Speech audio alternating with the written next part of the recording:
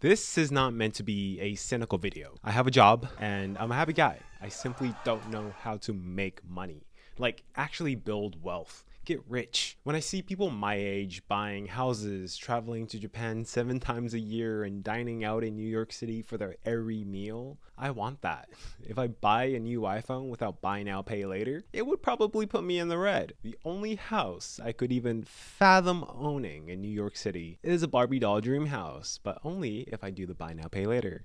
I want the kind of money where I don't have to look at the price when I'm ordering a cocktail at a bar. This is not meant to be a whining video. I know most Gen Zs face the same problems, and honestly, many have it way worse. I know that I am fortunate enough to even have a decent job, and I'm grateful. This is meant to be a self-reflective video. There are probably endless external reasons for why I haven't been able to build wealth. Like living in New York City when I'm only making what investment bankers spend on Coke each year. So I've done some self-analysis and identified 3 bad habits that I think are holding me back from building the kind of wealth that I want. Maybe you can relate to a few of these, and together we can actually do something about it. 1, I'm a human goldfish. 2, I'm allergic to boring work.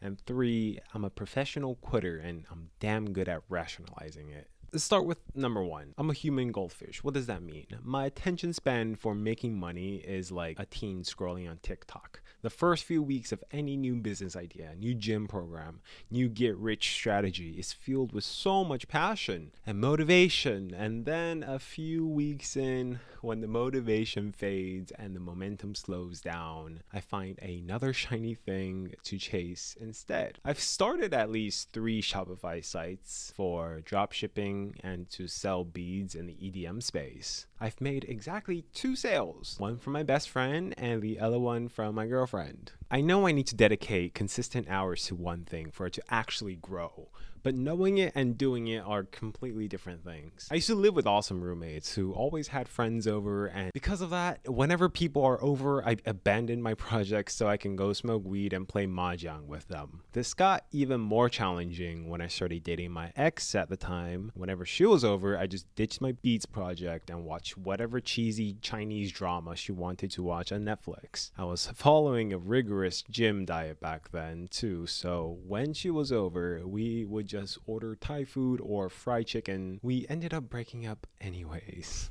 You know, I remember sitting there after the breakup, looking at my boxes of 3,000 beads I spent a few grand on, which is a lot for me, and realizing I traded my dear project for a girl who really never gave a fuck about me. And instead of feeling motivated to restart, I just felt stupid. So I didn't touch it again for another 2 years. The right girlfriend will be supportive of your goals and will push you forward on your slow days. And I am grateful and fortunate enough now to have met my current girlfriend. And that's the pattern. Whenever there is any action, any invites from friends, I would abandon my baby like a shitty father. It's like my passion is a laser pointer aimed at my goal, but my hand won't stop trembling. Number 2, I'm allergic to boring work. I've spent maybe a few grand in the stock market and lost it all on a meme stock that Reddit told me to hold. Truly regarded. You know what I didn't do? Learn how markets actually work, due diligence, fundamentals, because I thought that was too inefficient. Also, take coding, for example. I once built a to-do list app for my own project management needs using an AI code writer. I wrote the whole app, basically just half-assing conversations with Windsurf. I would type things like, "This button looks ugly," or "make prettier." And I actually finished the app, and honestly, I'm still using it today, but it is infested with more bugs than raw chicken left under the sun. So, did I learn how to code at least a little bit? Hell no. I still don't know how functions function. I had essentially built the house with no foundation. Even now, with making YouTube videos, I truly wish that I can prompt the AI to write a perfect script for my voice and have it brimming with soul, but instead it gives me cringy LinkedIn post energy.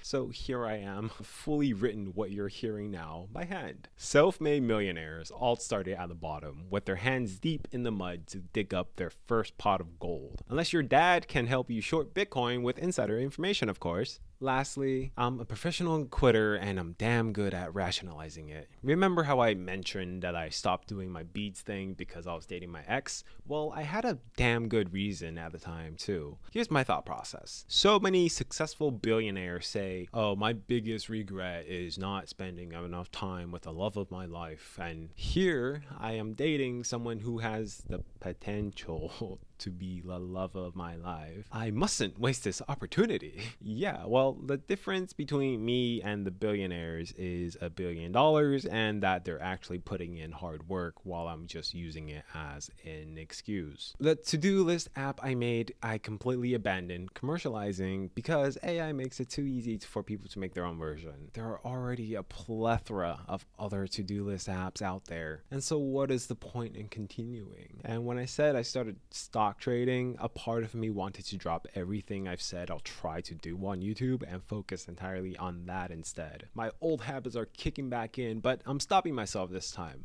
My rationale, it's going to be a lot faster to make money trading stocks than making content, which I still think is true, but the point here is to dedicate myself to one thing for an extended period of time. I don't actually think I made the wrong decision abandoning the beads or the apps I've tried making, but I do think that if I truly disciplined myself to building one thing for many, many years, learning how to market, how to code, I would have built the right skill sets to pivot into something that does have real potential. Instead, I quit before building my conviction to continue. I'm an optimist. I recognize my flaws, and like how coal is used to fuel trains, my flaws are used to fuel character. The three things that I mentioned, if looked at from another angle, could actually be positive. Being a human goldfish means that I am open-minded to new ideas. Hating boring or inefficient work means that I try to find clever ways of doing simple things. And rationalizing quitting means that I know when enough is enough. The key now is knowing our problems. What are we doing differently so that it turns out for the better next time? At least for me, I've moved to the outer boroughs of New York City in a studio apartment, away from the main gravity of Manhattan, so I can focus. I am dedicating to writing my own YouTube scripts, doing my own research, and pouring hours and hours into learning YouTube. And lastly, I won't let myself down again. Let this video be a record because you exist and I'll pretend like you care, so every video I make going forward will be an improvement. So yes,